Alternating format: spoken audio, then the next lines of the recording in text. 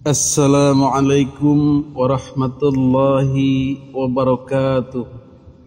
Bismillahi alhamdulillah wassalatu wassalamu ala rasulillah Muhammadin ibni Abdillah wa man tabi'ahu wa mawalah, amma ba'du. Hadirin para netizen yang dimuliakan Allah subhanahu wa ta'ala, pada kesempatan video kali ini kita akan mengabarkan kepada Anda bahwa sang Raja Dangdut, sang legenda hidup, sang multi talent, dan juga banyak diidolakan oleh rakyat Indonesia karena musiknya dan dakwahnya. Beliau adalah Rhoma Irama. Ada yang menyebutnya Bang Haji, ada yang menyebutnya Oma Irama, ada yang menyebutnya Si Roma, ada yang menyebutnya Kiai Roma. Ini sudah dibahas di channel ini tentang bebasnya beliau dipanggil apa saja. Belum ada orang sebebas ini, sebanyak ini panggilannya. Orang-orang yang memahami betul Islam, memahami betul hati, memposisikan kedekatan dengan Allah, dan melihat hakikat hidup ini, ada yang menyebutnya kiai. Sah-sah saja, bebas-bebas saja. Hadirin yang dimuliakan Allah subhanahu wa ta'ala, pada video sebelumnya kita melihat gejala-gejala bahwa Bang Haji Rhoma Irama ini setuju atau mendukung tesis Kiai Haji Imaduddin Utsman Al-Bantani. Dari nada-nada bicara beliau sangat bijaksana dan mempersilahkan orang-orang untuk mendiskusikannya selama itu ilmiah dan ada faktanya, ada datanya. Pada hari ini saya ingin mengabarkan bahwa beliau menurut saya, menurut pengamatan saya, telah sepenuhnya setuju, telah sepenuhnya mendukung tesis Kiai Haji Imaduddin Utsman Al-Bantani. Bahkan bahasa-bahasa beliau adalah bahasa kita sehari-hari dalam mengekspresikan kritikan kita kepada para habaib ba'alwi. Jadi kasarannya seluruh materi di channel ini sudah beliau kuasai. Persis sama. Bahkan mungkin beliau nonton ini, Ponpes Darfa ini. Itulah inquiry atau pencarian atau pengamatan beliau, perenungan beliau dan pengalaman beliau terhadap masalah nasab ini. Itulah bedanya orang yang meneliti, mengkaji, merenungi, memahami, mengalami. Pasti akan membuahkan hasil yang positif. Beda dengan orang yang tidak begitu, tidak mempelajari, tidak memahami, tidak merenungi, dan tidak mengalami. Itulah mukibin asli, yang mereka tidak begitu, hanya mendengar dan terdoktrin. Itu akan susah keluar dari hijab atau sekat kejumudan atau kebekuan otak. Tetapi Bang Haji Rhoma Irama lain. Di samping beliau memahami, menganalisa, mempelajari, beliau juga mengalami. Inilah rupanya yang menjadikan pembeda. Masya Allah, ternyata menurut beliau fenomena doktrinasi Habib ini sudah beliau alami sejak remaja, sejak usia 20 tahun. Sehingga jeda waktu 50 tahun ini seolah kembali rendezvous atau bernostalgia dengan pengalaman lalunya itu. Terkenang, terbayang, nostalgia. Terkenang beliau 20 tahun yang lalu mendebat seorang Habib, mengkoreksi seorang Habib yang ceramahnya mendoktrin umat yang aneh-aneh. Jadi jauh sebelum Kiai Haji Imaduddin bertanya, mengkritik, mengkoreksi, Bang Haji Rhoma Irama sudah duluan, bahkan dipanggil oleh Habib sendiri. Jangan begitu Mbok ya, jangan begitu kamu. Nah, sejak saat itulah beliau selalu bertanya, apakah Islam ini begini? Apakah Islam ini seperti ini? Apa yang beliau rasakan tentang Islam yang berbeda ini, yang dirubah-rubah, yang didoktrin-doktrin oleh Habib ini, beliau lawan. Maka beliau simpan katanya sampai saat ini. Ternyata muncullah Kiai Haji Imaduddin Utsman Al-Bantani dengan tesis ilmiahnya. Nah, disitulah ketemu. Gayung bersambutlah begitu. Hadirin yang dimuliakan Allah Subhanahu wa taala, untuk lebih jelasnya kita langsung ke podcast beliau di Rhoma Irama Official Bisikan Roma. Beliau di situ bertutur tentang ini semua. Tentang dukungannya kepada tesis Kiai Haji Imaduddin Utsman Al-Bantani dan tentang sikap beliau yang sangat bijaksana. Beliau tidak ada kebencian. Beliau akan tetap menghormati para habaib yang baik, yang soleh, yang beriman dan tidak mendasarkan kepada keturunan. Kemudian hal lain yang mendasari saya berbicara ini adalah firman Allah Subhanahu wa taala, wal takum minkum ummatu yad'una ilal khair wa ya'muruna bil ma'ruf wa yanhauna 'anil munkar wa ulaika humul muflihun. Hendaklah ada di antara kalian orang-orang yang menyeru kepada jalan kebaikan, mencegah kemungkaran. Itulah orang-orang yang beruntung. Oke, saya mulai. Saya mau cerita nih. Kira-kira waktu anak masih remaja dulu, Ustaz. Oh gitu, iya. Lokasinya di Tebet. Saat itu saya sebagai penceramah muda. Anak muda deh, yang mewakili anak muda nih. Tempatnya di Masjid Ar-Rahmah ya. Masjid Ar-Rahmah di Tebet Timur. Kepunyaan almarhum Haji Muhammad itu.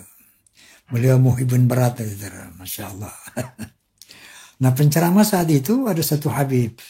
Ya, nggak perlu saya sebutkan karena beliau sudah juga berpulang ke rahmatullah. Allahumma firlahu warhamhu wa'afih. Ini Habib ini berpidato. Saya waktu itu sebagai penceramah kedua, Ustaz. Oh gitu, iya. Dia cerita, saya kaget-kaget ini. Di antaranya yang masih saya ingat, itu kalau ada anak Habib, walaupun dia mabuk-mabukan, walaupun dia penzina, pencuri, penjudi, jangan kata apa-apa. Ini Habib Betawi nih. Jangan kata apa-apa. Dia itu turunan Nabi. Jangan disakiti, jangan diomelin. Biarin aja. Dia itu ahli surga. Gitu kan. Saya terenyak mendengar itu. Emang begitu Islam. Dalam hati ini. Namanya anak muda ya. Habis dia ceramah, aneh naik. Giliran aneh kedua, aneh penceramah. Mewakili generasi muda. Iya. Aneh bantah tuh semua. Itu yang Habib yang saya hormati tadi, mohon izin Bib, saya koreksi antum. Saya bilang. Itu qala ta'ala. Bla bla bla bla bla. Yang inna akramakum indallahi atqakum. Gitu. Wa qala ta'ala. يرفع له الذين آمنوا منكم والذين أوتوا العلم درجات. وقال النبي صلى الله عليه وسلم الجنة للمتقين ولو كان عبدا habasyan nurul asin ولو كان sayyidan quraisyan hasyimiyan. Bahwa surga itu untuk orang bertakwa walaupun dia budak dari bangsa Habsyi. Neraka itu untuk orang-orang ahli maksiat walaupun dia dari Sayyid Quraisy atau Bani Hashim, keturunan Rasulullah rasnya Rasulullah SAW. Saya baca itu. Wa Nabi sallallahu alaihi wasallam, "Law anna Fatimah binti Muhammad saraqat laqata'tu yadaha laqata'tu yadaha." Kalau Fatimah binti Muhammad mencuri, aku potong tangannya. Jadi nggak ada privilege ternyata buat keturunan Nabi sekalipun di sisi Allah Subhanahu wa taala illa taqwa, ribut sesuatu itu. Di masjid itu ramai karena banyak muhibin kan. Iya. Wow. Saya saat itu habis saya diomelin sama Haji Muhammad almarhum. Ente ngaji kagak ngomong. Diomelin habis. Akhirnya saya dipanggil sama satu Habib sepuh yang kita kenal. Beliau adalah Al-Alim Al-Alamah lah. Kita kenal beliau. Al-Mafullah juga. Saya dipanggil. Siap Bib, ada apa saya dipanggil? Ente ngomong apa kemarin? Gitu.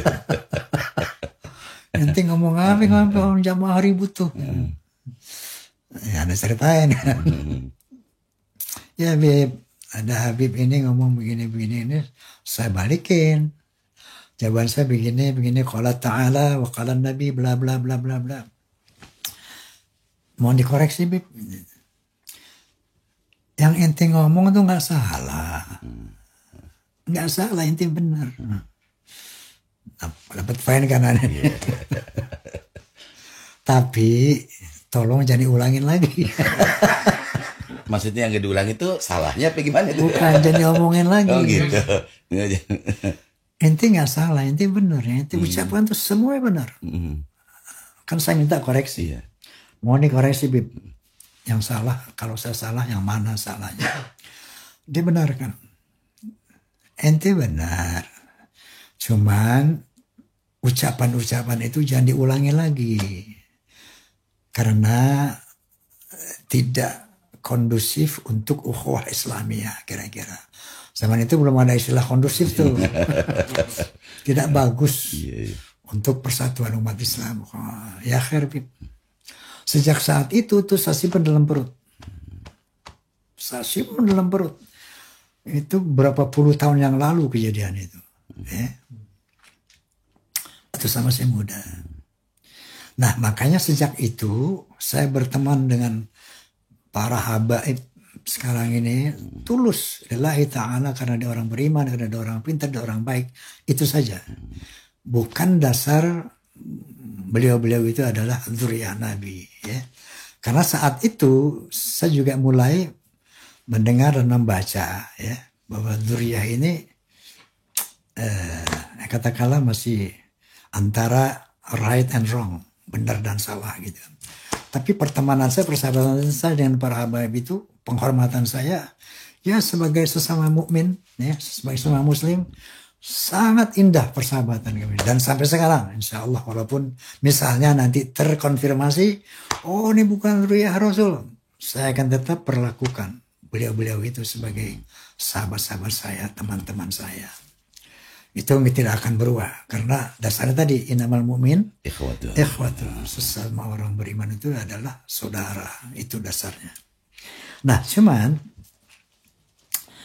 dari peristiwa puluhan tahun yang lalu, waktu itu saya berusia antara 25 tahun, berapa puluh tahun yang lalu itu. Sekarang umur saya udah 47 nih, berapa tahun? Iya, 15 tahun dah. Iya, kalau nggak mau 50, 15 tahun dah. Sekian puluh tahun yang lalu terdengar lagi ceramah-ceramah oknum habaib seperti itu. Ada yang mengatakan di darah saya mengalir darah Rasul. Barang siapa menyakiti saya, menyakiti Rasul.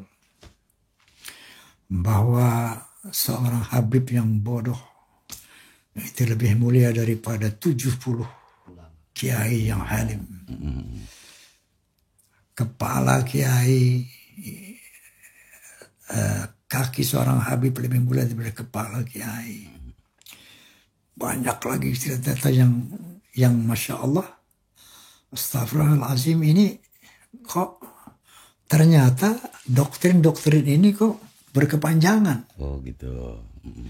Saya lihat ini dulu ceramah-ceramah ini saya dengar dulu waktu saya masih muda. Kok ternyata berlangsung sampai sekarang. Masih muda, udah muncul tuh kalimat itu. Kan tadi saya sih iya. Habib itu bilang kan waktu saya masih muda dulu, yang saya counter itu. Umur saya 20-an lah waktu itu. Artinya 50 tahun yang lalu saya dengar itu. Ternyata itu masih mengaum sampai sekarang. Doktrin itu.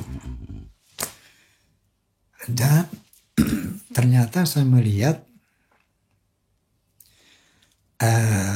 apa yang menjadi dasar pemikiran keyakinan beliau-beliau ini Satu, dia menggunakan firman Allah Subhanahu wa taala, kalau nggak salah. Itulah posisi atau pendapat dari Kiai Haji Roma Irama yang mana merupakan kabar baik bagi kita semua, dan kita selalu jaga Bang Haji supaya tidak mendapatkan serangan-serangan dari orang-orang yang tidak suka dengan pendirian beliau ini.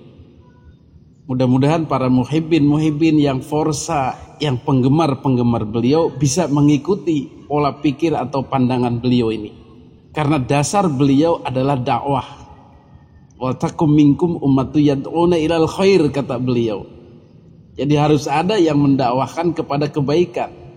Setelah beliau melihat fenomena habaib dengan doktrin-doktrinnya itu dan pengakuannya itu, beliau pandang ini tidak baik, ini banyak menyesatkan. Maka beliau mendakwahkan, mengajak kepada para muhibbin, para penggemar beliau untuk kembali rasional, untuk kembali berislam dengan bertanya, apakah Islam seperti ini? Sama seperti beliau. Mudah-mudahan. Hadanallahu wa iyyakum ajma'in. Wassalamualaikum warahmatullahi wabarakatuh.